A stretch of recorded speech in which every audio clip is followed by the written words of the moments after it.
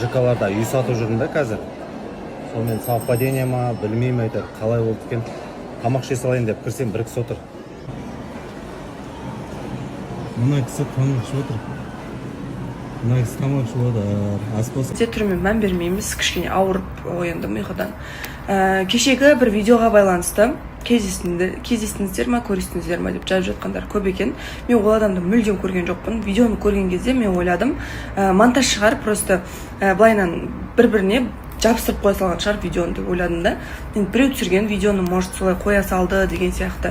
Себебі мен ол адамды мүлдем көрген жоқпын.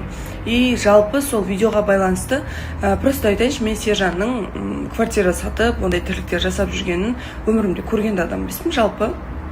И просто аңдып жүр деген сияқты әңгімелер болып жатыр. Енді просто мен ойлаймын да, мені тура сондай расстояниеде көріп тұрып, адам қасыма келмеу деген ол өте бір қызық дүние. Жалпы соңғы күндері менің енді миыма келіп жатқан дүние, либо бұл кісі менімен ойнап жүр, либо бұл кісі халыққа ойнап жүр ма деген сияқты ой келеді. Сондықтан мән бермейміз.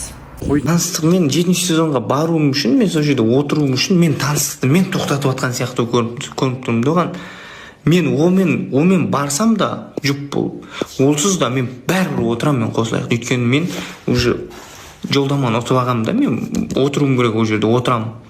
Бәрібір ше, ақеркесіз бір келу керек сияқты қылып көріп жатыр да бәрі ше. Мен ақеркемен де баруға дайынмын, мен ақеркемен барам деп ойлап отқам осы уақытқа дейін.